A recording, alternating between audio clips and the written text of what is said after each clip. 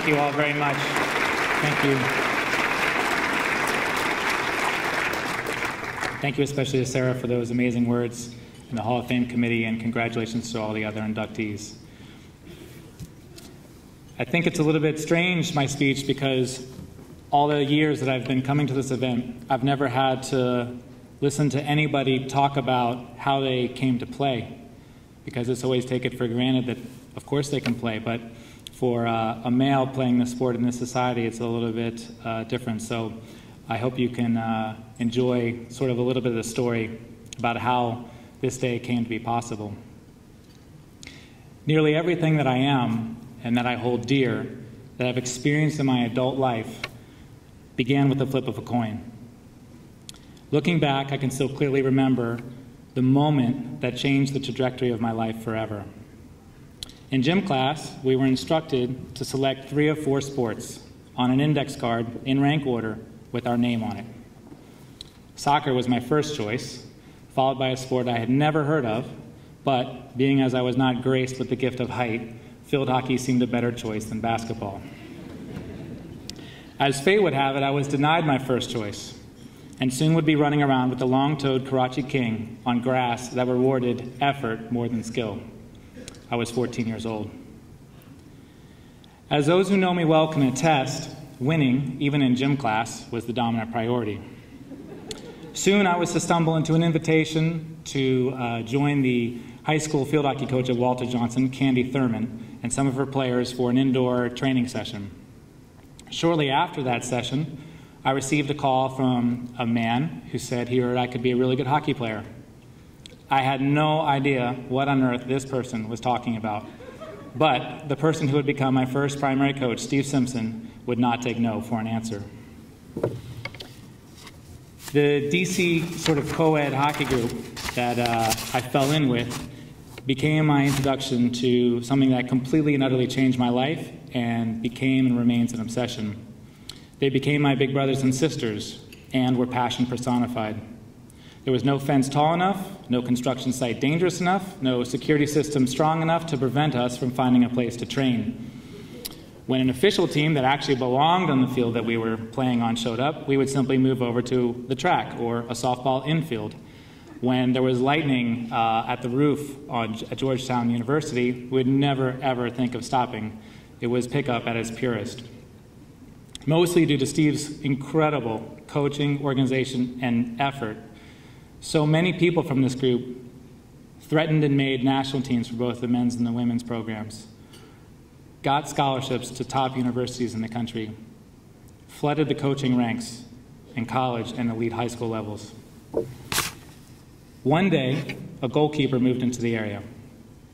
John O'Hare was responsible primarily for teaching me how to shoot. I think it took about 2 years before I could score in him. I was pretty pathetic at that time. And he was also responsible for ruining my Sundays with the 5 a.m. special early bird departure for New York City to play in the NFHCA League. Every Sunday we would drive up to the city, play 2 games, and drive back. Together, we survived so many harrowing experiences in his Hyundai that it became more fondly known as the Korean Death Trap. It was in New York that I learned about styles of play and met my first real idol, Manzar Iqbal, captain of the 1984 Olympic team, and I'm so proud that Manzar can be here today. He epitomized the way that you should play in the midfield and was an invaluable dispenser of hard truths, whether you wanted to hear them or not.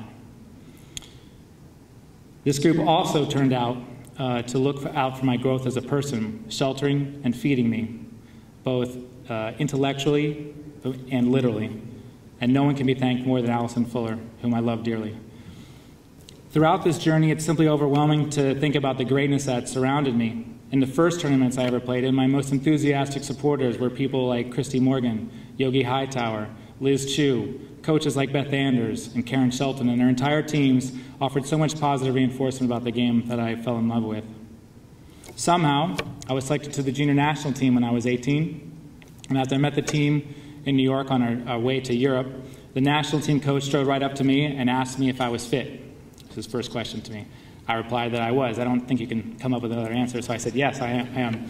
Immediately he replied back to me in his thick Aussie accent, "We'll see."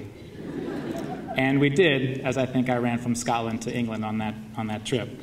The paradigm shift in my mind about how the game could be played, about life in other cultures, and what it took to be elite was profound. That's where it really started for me, that I think I need to do this to the best of my ability. The years flashed by, and the dreams of competing in the Olympic Games required a trip abroad in my mind. With the incredible assistance of a Dutchman, Frank Schermer, who's also from the DC Hockey Group, I was able to get a shot with a club team in the suburbs of Amsterdam. And there I fell under the tutelage of a recent technical director for all of Dutch hockey and a two-time Olympic coach, Bert Bunnik. The lessons in the trial by fire that I learned at that time I carry with me till today. And it was also in Holland that the language of hockey, its structure and subtlety, began to dance off the page. Since my first tour, all those years ago, hockey has taken me on over 50 of them, to 23 countries. It's introduced me to Olympians in so many different sports from all over the world, producing a consistent, constant inspiration to greatness. I want to say a particular thank you to my national team coaches, Rick Purser, Lenny McKay, John Clark, Dave McMichaels, and Shiv Jagde, for taking a chance on me and giving me the adventure of a lifetime. I've stolen the best of their attributes and combined it to fashion something in my own style. Luck or fate shined to me again in the summer of 1993 when I found myself coaching at the American University Field Hockey Camp for Ann Wilkinson. I had heard that Ann needed an assistant coach, so I boldly walked up to her and said, "I'm going to be your next assistant coach." Much to my surprise, Ann said, "Okay." And we were off and running for 6 years at American University, and then I followed her to the Ohio State University in Columbus. I could not have asked for a better mentor, friend, and accomplice in this time. Ann taught me how to be a professional, how to think outside the box, and how to constantly reach deeper for another solution. I'm forever indebted to how you took care of me. Thank you. I left Ohio State and returned back to the national program to go into residency in San Diego in 1999. And without my knowledge, the head coaching job had opened up at American University. I decided to give it a shot, and I was totally shocked when they offered me the position. While it was a dream come true to accept the position at AU, it also came with a daunting challenge. We did not have a field, or at least the 85-yard-long grass field that we did possess was not an option. So we became vagabonds heading to the University of Maryland for practices. We left at that time at 6:15 in the morning, and if you were injured, it was 5:15 in the training room. Finding sites for neutral games was a full-time exercise in red tape and frequent futility, so we became road warriors. With no true home games, recruiting was centered almost solely around a vision for the future, one that I wasn't even sure that I could completely deliver on. This was challenging to say the least and required brutal honesty about what sacrifices the commitment would entail. I want to recognize those players who played their career in relative obscurity, whose reward lay in building ladders for future generations to climb. Their toil, while not vindicated with awards, is something that has never been, nor ever will be, forgotten. We worked exceptionally hard to move AU field hockey from the invisible to the visible, and a series of changes in the AD position offered us opportunities to improve our chance for an on-campus facility. Things have changed dramatically from my first day on the job, where the athletic director told me, "I don't want to hear another thing about this turf." Or to my third AD, where in a very daring risk-it-all proposition, I told him in no uncertain terms that if he didn't want to build a field, he should cut the program. I would like to thank Dr. Lee McElroy for hiring me, and Joni Constock for dramatically increasing the level of support for our team. Somehow, over the course of 4 days and 6 years, we managed to bring our dream closer to reality. Along with people like Ed McLaughlin and McCone Afwork and facilities, Joni was instrumental in making the turf happen. I'm unbelievably grateful for the support of the president of American University, Dr. Neil Kerwin, my athletics director, Keith Gill, and my senior women's administrator, Athena Argyropoulos. No one could ask for better bosses. Early on in my position, scholarships were cut, and we faced increasing difficulties. I'm so proud that through my administration's staunch support and efforts, we stand today as a fully funded program. I'm unbelievably thankful for that. I'm proud, too, to have inherited the program from Barbara Ryman. She began it in 1967, and over 20 years nurtured and grew the field hockey team. It's something I try to honor every day on a daily basis. I'm so thankful that Barb remains such an involved and supportive figure of American University. In 2003, I opened our preseason meeting with a declaration of our expectation for the season. This is something we hadn't done as coaches. Before that, we let the team come up with goals, and so I decided, forget it, we're doing it this year. I told them, we're going to win the league, we're going to win the league tournament, we're going to win the play-in game, and we're going to advance to the NCAA tournament, and our record's going to be 16-5. Our team was really shocked by this because we had never won a league title. The year before, we had graduated 2 critical seniors and had lost a devastating loss in the semifinals of the league tournament. In the end, they did that prediction one better, going 17-4 and winning the league for the first time, creating a situation where we faced heavyweight Duke in the first round of the NCAAs. We played the Blue Devils tough, tied the game in the second half before succumbing to their strength and skill over the final 20 minutes. But that day was a beautiful fall day in Durham, and as I walked to the tall oak trees on the field's east end, our parents broke out in a spontaneous, heartfelt applause. No words were spoken, no yelling, no cheering, just a sincere recognition of an incredible job by an incredible team. It was one of the most impactful moments of my coaching career, to see the team and the people around the team start to believe in what was possible.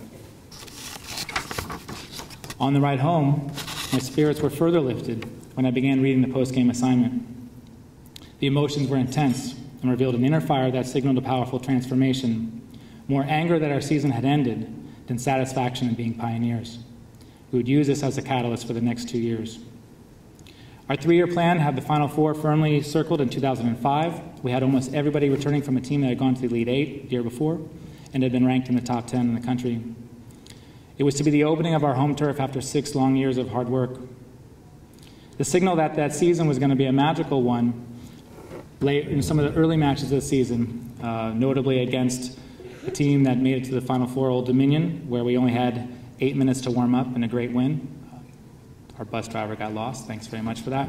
And our home opener on the turf against a great Princeton team, where we were able to score a goal in the first 25 seconds, and they had the pushback.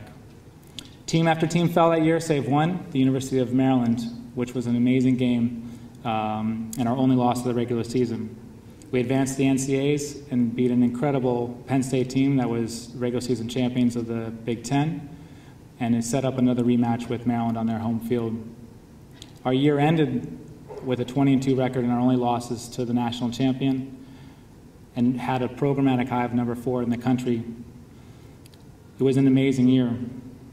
Although we haven't returned back to those same heights, the 2010 team came close, losing a heartbreaker to the University of Connecticut in sudden death strokes in the first round of the NCAAs. That team, though, the impetus for our greatness, the standard for our program, was set by that team. We have used this momentum to win so many games and claim so many championships, a remarkable streak that came to an end just this year after 8 Banner League seasons. During the time of AU's growth and transformation into greatness, I was tremendously blessed to be involved with a national team program. I'm so thankful to Tracy Belbin, who brought me into the women's team as an assistant coach and immediately empowered me with involvement. The epic qualification for the 2002 World Cup, which took over 6 months in the aftermath of 9/11 and saw the team travel from Africa to Asia to Europe before finally beating India in the winner-take-all third game, was a lesson in perseverance and goosebumps.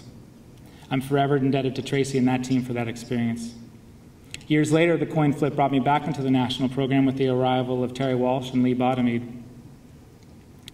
The experience has been revolutionary and changed almost everything about the way I view the game. Watching from one of the best seats in the house has been Lee's coaching ability and style transforming the program has been an incredible, unparalleled honor. His friendship and role in my life is something I will always treasure. Terry has been like a father figure to me and has shown me to see hockey as a symphony, to perceive how all the parts fit intricately together into one fluid dance.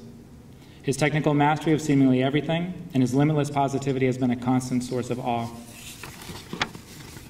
Being afforded the honor of witnessing the day-by-day relentless brilliance of Tiki Barber, feeling the intense fire of Amy Tron, seeing the physical power and drive of Kelly Smith, and watching Caitlin Falgowski go from a ball girl to an Olympian are highlights, among others, that words cannot properly describe. Nor can the warmth and pure joy felt in a stiff Siberian wind as we beat Belgium and qualified for the Olympic Games in Beijing, putting us back to where this country rightly belonged after 12 long years. I want to especially thank my co-assistant friend Pam Buston for all the years of love, support, and inspiration. I want to thank my mother and my sister for their impact on my life. My mother raised us nearly single-handedly, and together they have taught me about the strength and character of women. The support and advancement of these attributes has been the cause that I have centered my coaching philosophy around and dedicated my life to. Over the years, the sport has taught and shown me so much. The game I fell in love with as a boy introduced me to kings and presidents, palaces in the White House, to figures as amazing and diverse as Annie Leibovitz and Kobe Bryant. South African shantytowns and abject poverty in India have taught me how fortunate we really are to be in this country. I learned how honorable it is to stand on the field while the national anthem plays, how my friends, teammates, coaches, peers, and players were the greatest role models, teachers, and inspirations I could ask for. That if one was brave enough, not having a field was the best gift a person could ever hope to have. That more bonding and dreaming can happen in pre-dawn van rides than any rope course or team activity ever could. I learned that a fire can be harvested from adversity that can propel people to heights almost unimaginable. I've learned to never forget where you came from and how hard you have to work to get it right. The keys to van 151, my van for those 6 years, hang still on my billboard. And the key to the long extinct master lock at the intramural fields at the University of Maryland remain on my keychain.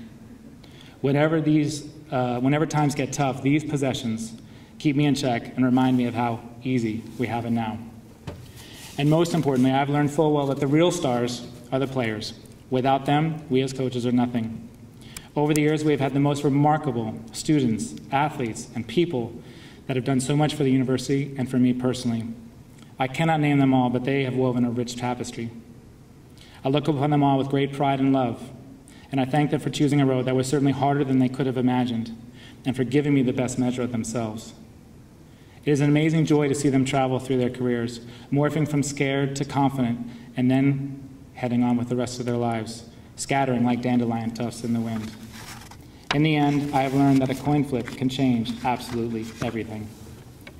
The families that became part of our family are special beyond belief. I thank them for all the miles driven, for all their positive cheers, and for all the incredible support they have showered us with over the years. In this journey to transform AU field hockey into the best we could have, I've had the great luck to have had so many passionate, caring, and tremendous people to bring laughter, perspective, and pride to the program.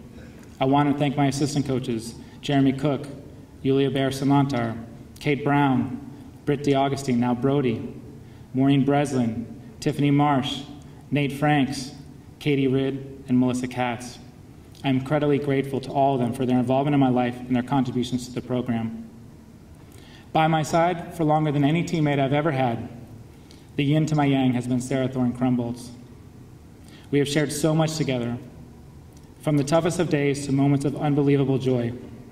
Sarah is a warrior filled with grace, fiercely loyal, and the person you can trust with any issue, no matter how big or small. She has been a true role model for our young women, as an outstanding coach and mom both to our field hockey team and her own blood children. We have passed the point where verbal communication is necessary, a bond and a level of understanding that is truly a marvel and which I never take for granted. Simply put, we have and are a great team. Last and most, I'd like to thank the love of my life, Mary Goodman. The fate that befell me in gym class all those years ago led to you. The impact of all of hockey's gifts on my life pales in comparison to the world I have shared with you. I would now ask for a gift. Would the following people please stand and remain standing? All of my former or current players.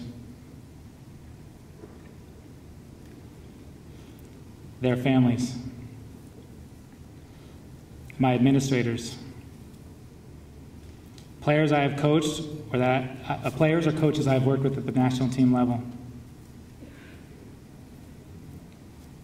My staff, current and former. Ann Wilkinson. The DC Hockey Group. Manzar. My family and Mary. I cannot truly believe how many of you are here and how touched I am by your presence.